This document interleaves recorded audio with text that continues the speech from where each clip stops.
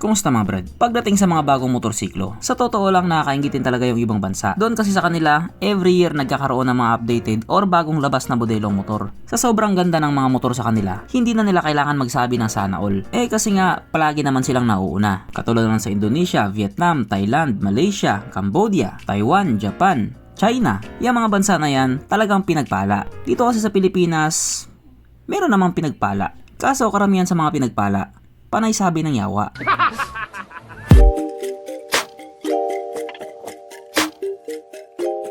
Pero syempre bago tayo magpatuloy, kung bago ka pa lamang napadpad dito sa aking walang kwentang channel, huwag ka na mag-subscribe.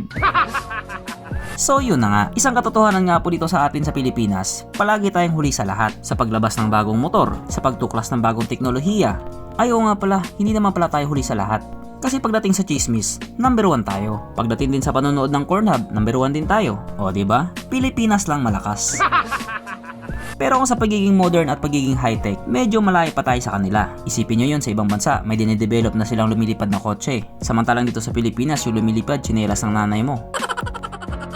Buti pa yung mga bakla dito sa amin, palaging nakakita ng UFO, Unidentified Flying Oten. Pero ang gusto ko lang naman talagang sabihin sa inyo, doon sa bansang Malaysia, naglabas na naman sila ng updated color ng Honda Winner X. At yun nga po ay ang 2019 model. Yes po, yung 2019 model. At masasabi nga po nating ang gwapo talaga niya. Kahit sabihin nga po nating dalawang kulay lang yung nilabas nila, huling-huli pa rin talaga nila yung atensyon ng mga tao. Ito nga po ay ang Lemon Ice Yellow at Candy Caribbean Blue Sea. Kahit saan nga po sa dalawang to, talagang panalo.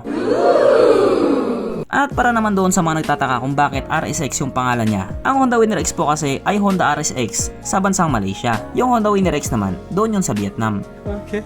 Pero kahit sabihin nga po nating napakagwapo na ng kulay niya, yung specs naman ng kanyang makina ay same pa din doon sa naunang model. Pero wala namang problema yon kasi goods na goods naman talaga siya. Actually, marami nga nagsasabi na mas pogi pa daw yung 2019 model kung ikukumpara doon sa 2022 model. At mag-agree din po ako doon. Para sa akin, mas pogi talaga yung 2019 model kung ikukumpara doon sa 2022 model. Opinion ko lang yon. Ang di ko lang nagustuhan sa 2019 model, yung kanyang signal light sa harap. Kasi pag nasagi, paniguradong bali. Pero all in all, mas pogi pa rin yung 2019 model. At dahil dyan, pag-usapan na po natin kung ano nga bang meron sa kanya at kung gaano nga ba siya kaganda. So ito nga po ang Honda Winner X aka Honda RSX 150 na mayroong 149.2 cubic centimeter engine displacement, 4-stroke single cylinder, dual overhead cam with 4 valves, naka-program fuel injected at ito po ay naka-liquid cooled. Ang kanyang compression ratio 11.3:1. Pagdating naman po sa kanyang power, ito pa ay mayroong 15.6 horsepower at 9,000 RPM, 13.6 Nm of torque at 7,500 RPM. At base nga po sa mga taong nag-top speed sa motor na ito daw po ay kayang tumakbo sa bilis ng 120 km/h. Pero kung nilabas lang sana yun sa Pilipinas, panigurado aabot ng 140 kph yan. Syempre, ibang usapan na kapag Pinoy na nakasampa.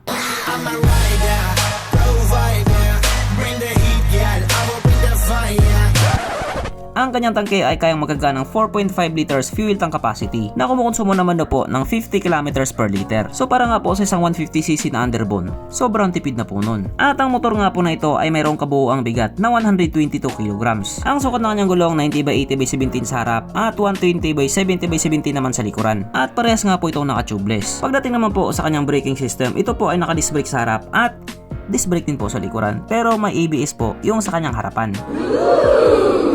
Ang kanyang seat height ay may taas sa 795mm at 148mm naman ang kanyang ground clearance. At mapunta na nga po tayo sa iba pa niyang mga features. So mga ilaw nga po sa motor na ito, naka full LED na po lahat. At katulad nga po na sinabi ko kanina, yung signal light lang talaga niya ang medyo naiiba. Kasi nga risky talaga siya. Ang kanyang gauge panel naka full digital na po ito, na parang may pagkakahawig nga po doon sa Honda Click 125. Katulad nga po na sinabi ko kanina, para sa akin mas pogi talaga yung 2019 model. Ang ginawa kasi nila sa side fairings ng 2022 model, pinasimple na lang nila ito. Unlike sa 2019 model na parang meron siyang butas sa gilid. Ayun mga brado, tingnan nyo sa gilid, para siyang may butas. Ano, nakita nyo na? Diba ang kinis? Di ba may butas? At nandito na nga po tayo sa exciting na part, ang kanyang mga suspension. So sa harapang bahagi nga po, ito ay ginamitan ng ordinary telescopic. At sa likuran naman, ito po ay gumagamit ng monoshock. Na ayon nga po sa mga taong nakagamit sa motor na ito, maganda ang bounce.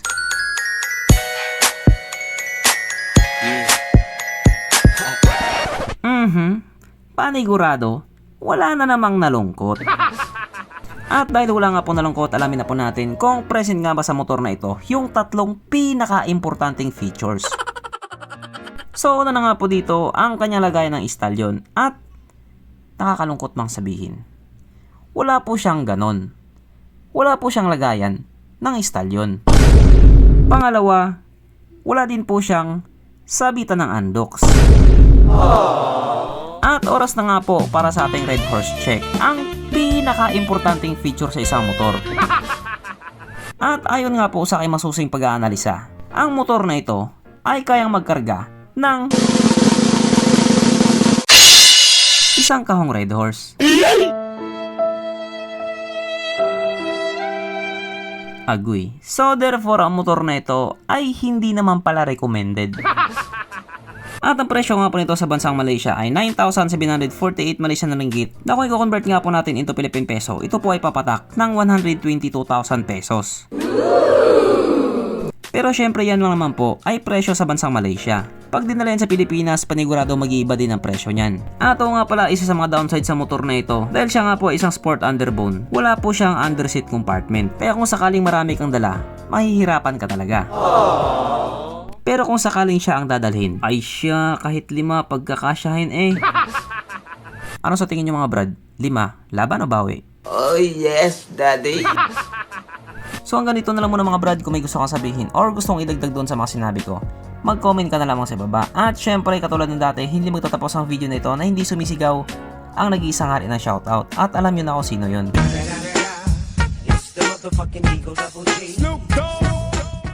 So shoutout nga pala kay Jennifer Pascual. Shoutout kay Joseph Mabayad. Shoutout kay Michael Pagsiyat at pati na rin sa asawa niyang si Ikoy.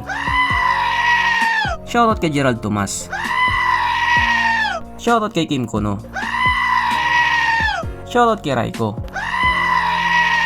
Shoutout kay Hilo TV. Shoutout kay Earl Torreses Bersola. Shoutout kay Junjun Moto. Shoutout kay Sunny Boy Moreto.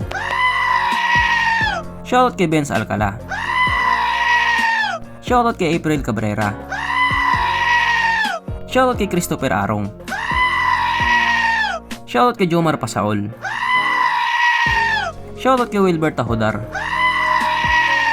Shoutout kay Joey Ribuyon. Shoutout kay Ako Jairus. Shoutout kay GR Alokina. Shoutout kay Marlon Cuvita. Shoutout kay Jilly Ace.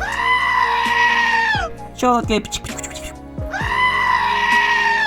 Shoutout kay Dave Fernando Elefane. So hanggang dito na lang muna mga brad, at muli ride safe, stay at home at stay safe, at syempre stay alive, okay, bye.